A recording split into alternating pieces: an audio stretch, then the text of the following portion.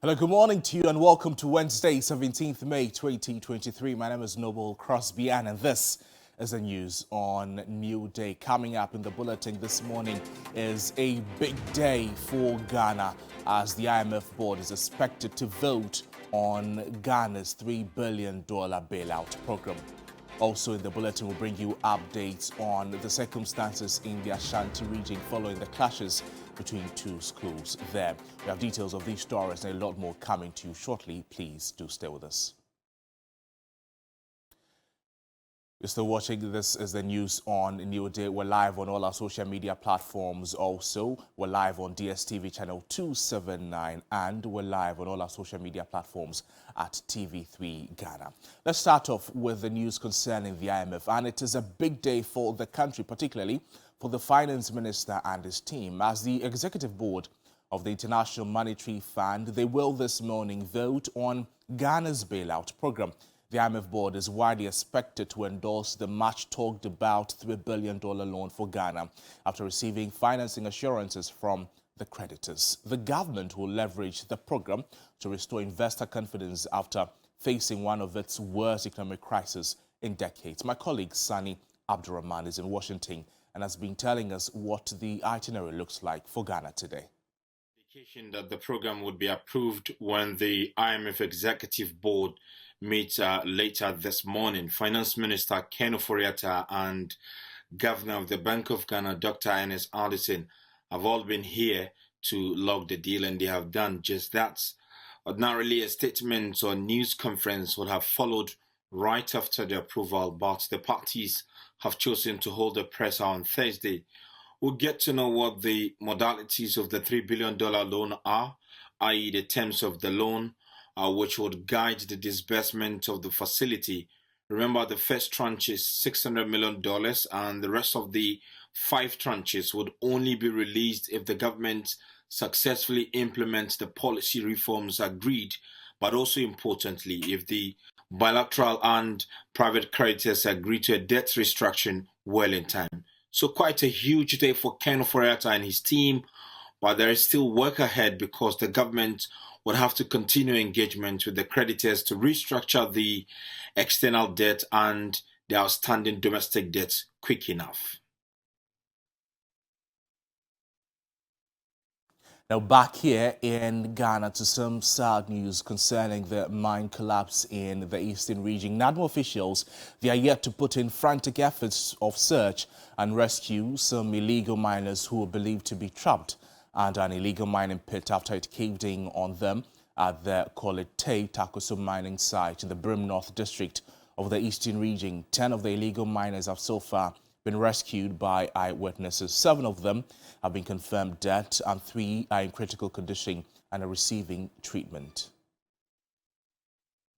In a heart-wrenching story here in the Takoso illegal mining site here in Kolete, an unfortunate incident happened in the wee hours of Monday morning where a part of this illegal mining site collapsed and caved in on some illegal miners who were operating here in the Brim North district of the eastern region.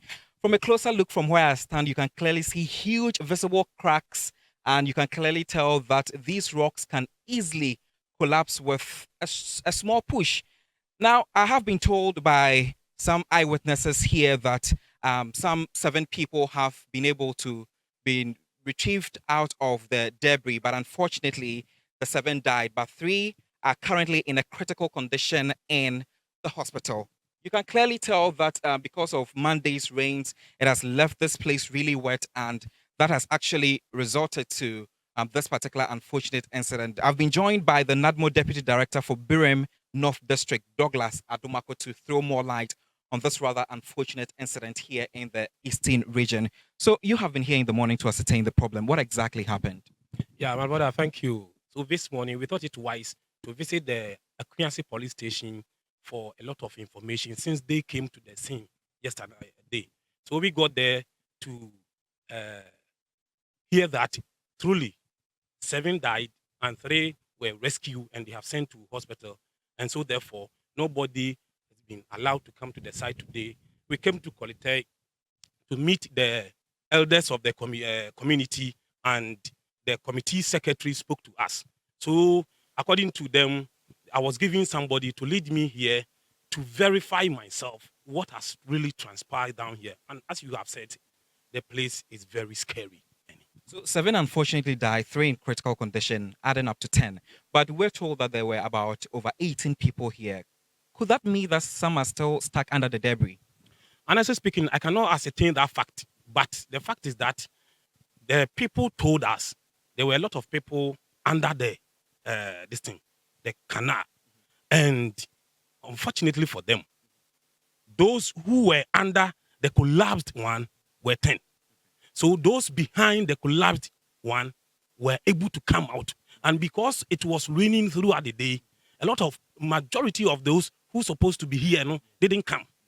So those unfortunate 10 were trapped down here and the 7 died. So to say some are down, I cannot say for a fact. According to what the eyewitnesses has given to us and what the committee secretary has also told us, they said 10 were here.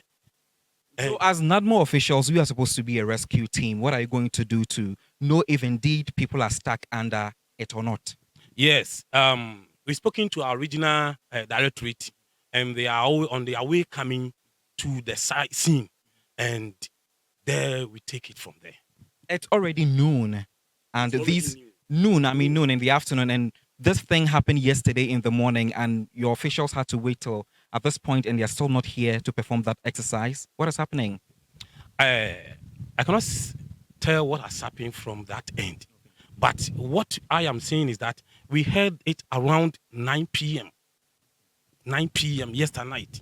And this morning, we have been communicating here and there. When I got here, I gave them exactly what has transpired here, what I have witnessed here so far, and what the people have told me to. And so, therefore, they are on their way coming. Well, for the umpteenth time, lives are still being lost as a result of illegal mining. Back here in the capital today, Wednesday, May 17, the 10% reduction in transport fares is taking effect from today. The GPRTU and the Ghana Road Transport Coordinating Council Director follows the recent reduction in fuel prices. The announcement has incited uneasy calm among transport operators. Judith Alchitano has been engaging drivers and passengers at the Circle Neoplan station. I'm currently at the Circle Neoplan station, and of course this is a hub for transport operators, both intra-city and intercity, that is trotro or long-distance transport operators. Now, effective tomorrow, that is 17th of May 2023, transport fares will be seeing a 10% reduction. The downward review in fares has been a result of the consistent reduction in petroleum prices over some time now. But drivers disagree. If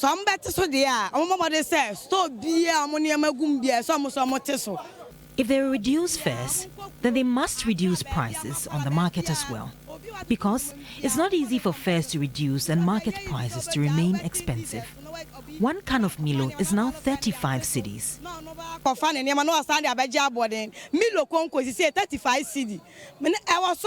Sir, drivers or conductors, fare be down. We all board cars, so it's good for fares to reduce. But will every other thing on the market reduce? Because they reduced fares earlier, but market prices remain the same. Till now, things are still expensive, and it's affecting us. In effect, there will be a 20 pesewa reduction in a 2 cedis fare. It's fair because things are hard, things are hard, so it's fair. All will depend on the fuel. Because if fuel is reduced, then definitely transportation got to be reduced. If not so, then it will keep on going up, which is not fair. But will transport operators heed to the new directive? Judith Chitando, TV3 News, Circle, Accra. Well, on the back of the reduction in transport fares, the Ghana Commuter Drivers Association and the International Drivers and Road Transport Union of TUC, they are urging all private commercial transport operators to ignore the statement issued by the Ghana Transport Coordinating Council and the Ghana Private Road Transport Union, jointly signed by their general secretaries, Emmanuel Ohene Yabu and Godfred Dabuire, respectively. They're asking commercial transport operators to reduce their fares by 10% effective today, Wednesday, May 17, 2023. Now, what they want to put on record is that the decision was taken by the two individuals in their private capacities without the knowledge of the chairman and the members, and also without the approval of the Minister for Transport and, for that matter, the Ministry of Transport. To make matters worse, according to them, the National Petroleum Authority has just increased the Unified Petroleum Price Fund from 47 pesos to 75 pesos per litre. So already, we're beginning to see some disagreements on the front of the various transport operators, whether or not this reduction will come into full force today and whether or not drivers will comply with that and allow passengers to pay their reduced fares is something we're paying attention to in a subsequent bulletin. Stay with us here on TV3. We'll bring you all the updates. Now, away from that to the Ashanti region, over 20 students from the Obuasi Senior High Technical School, they are currently in the grips of the police. The embattled student had clashed with some residents of Sokobani in the Kumasi metropolis. My colleague William Evanzin can put together this report. Witness, a bus carrying the student from the Babayara Sports Stadium was hit with an object, breaking the side glass window. The student then went on rampage.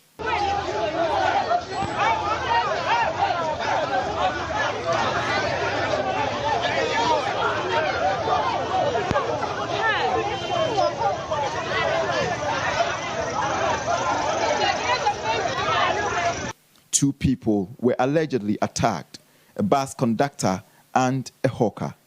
The condition of the former was on the brink and had to be rushed to the Konfanochi Teaching Hospital for an emergency treatment.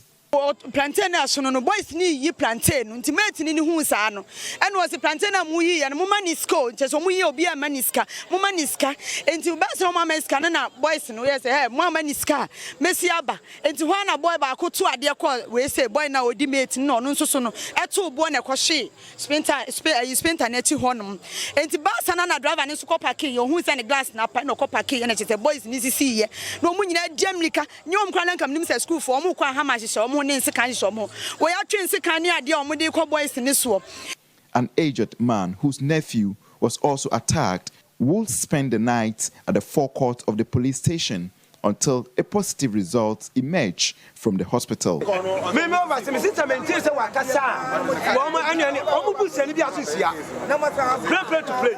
The police refused to comment on the matter. Meanwhile, police patrol has intensified in Sokoban and Ampabame communities to ensure smooth passage of students who are returning from the annual inter-schools athletics competition. To some news in politics, and the dust is settled. Eric Edemagbana will be the face of the NDC representing the Ketu North constituency in the 2024 parliamentary election. That's the decision of a special committee chaired by the NDC chairman Johnson Esiudinketi after a meeting with all the parties in the disputed parliamentary elections. Colleague Eric Moenegbata was at the party headquarters and reports. There has been sustained animosity in the Ketu North constituency of the NDC after last Saturday's primary failed to produce a winner.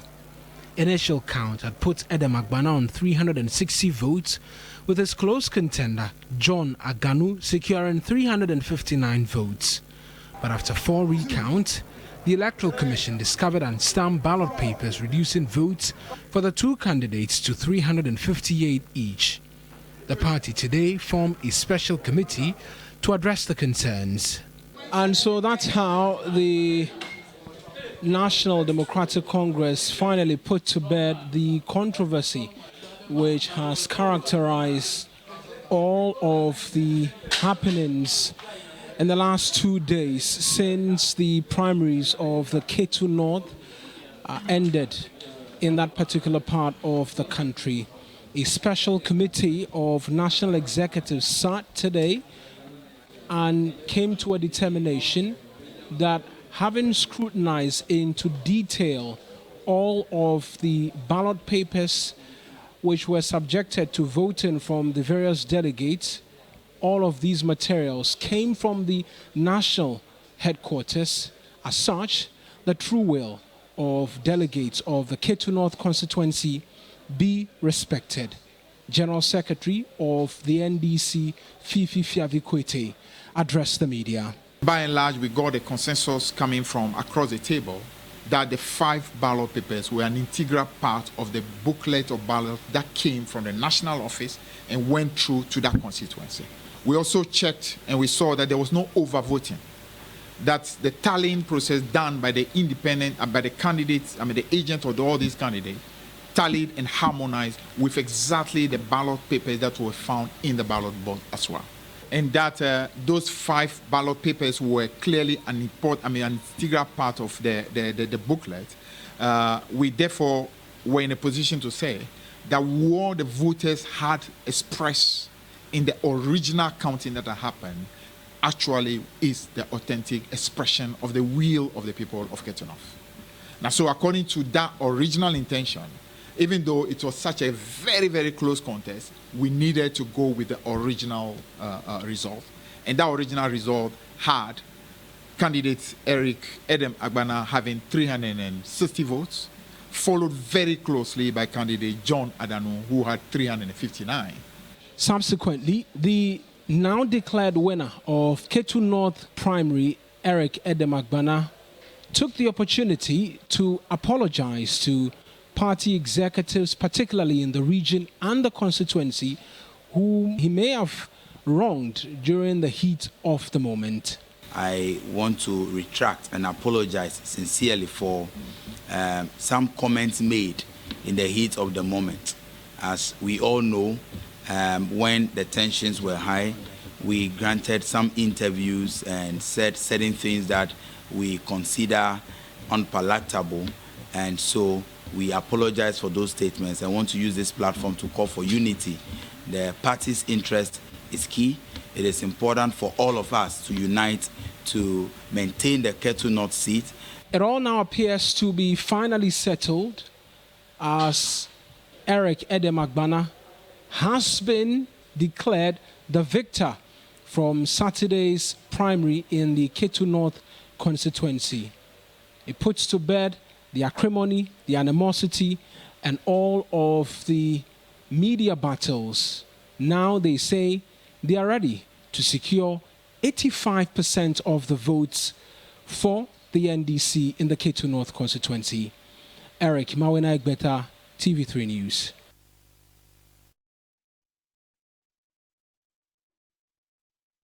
Now, away from that story, clients of defunct fund management companies whose investments are locked up, they say, although doubtful, the presidential candidate of the NDC and former President John Dramani Mahama's comment, they should be mindful as integrity is at stake if he fails to get their monies paid back should he win the 2024 elections. George Quaining engaged some victims of the financial sector cleanup 5 years on and reports.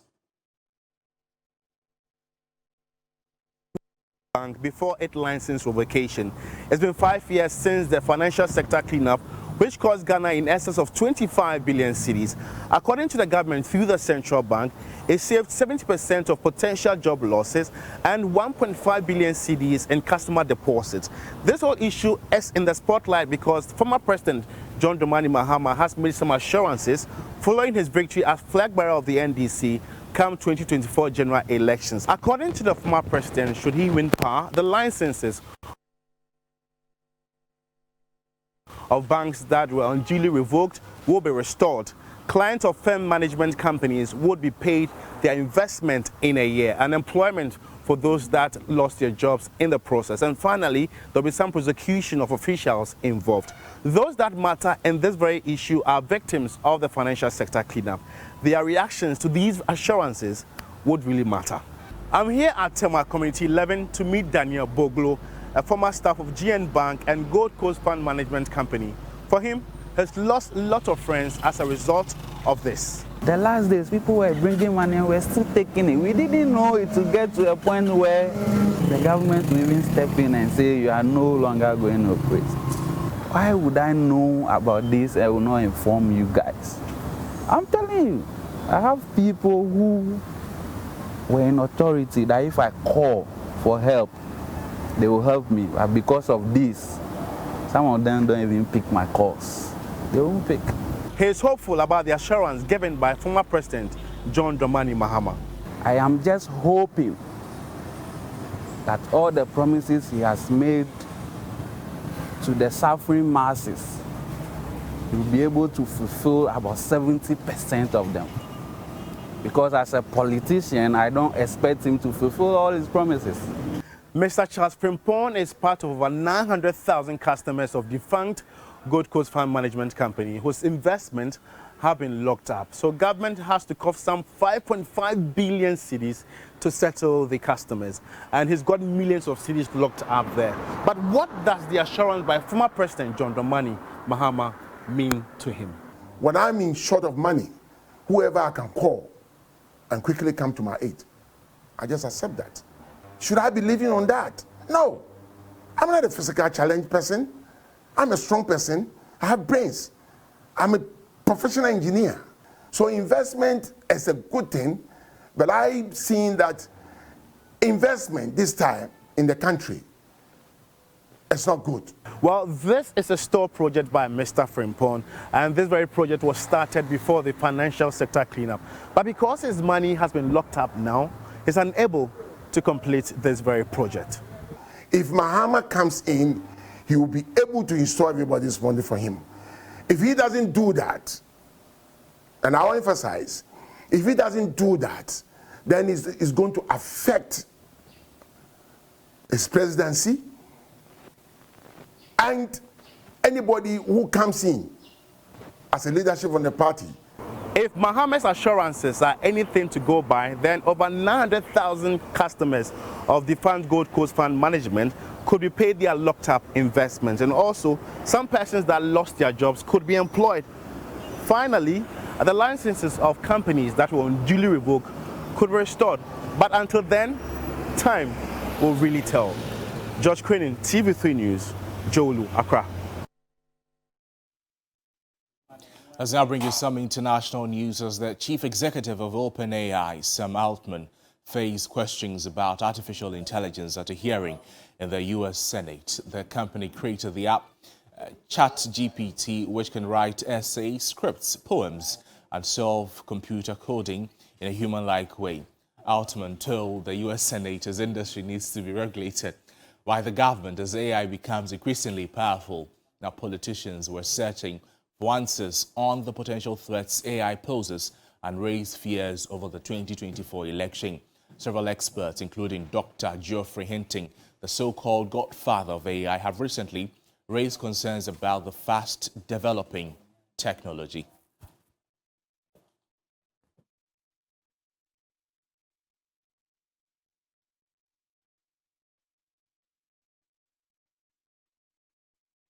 Now, still in international news, Malian Prime Minister Miaga has rejected a UN report that accused the army and foreign forces of killing at least 500 civilians in the central village of Mora in March last year. Mr. Miaga said the report sought to tarnish the reputation of the security forces, state-owned television reported. Now, he said that no one would make Malians doubt their army and its rising strength in recent months. Mali has now ordered an espionage probe of the UN, whom it's accused of being manipulated by the French junta. Meanwhile, Mali's High Authority of Communication has condemned French television for its Africa editor's remarks on the UN report. The privately owned Bamako website reported.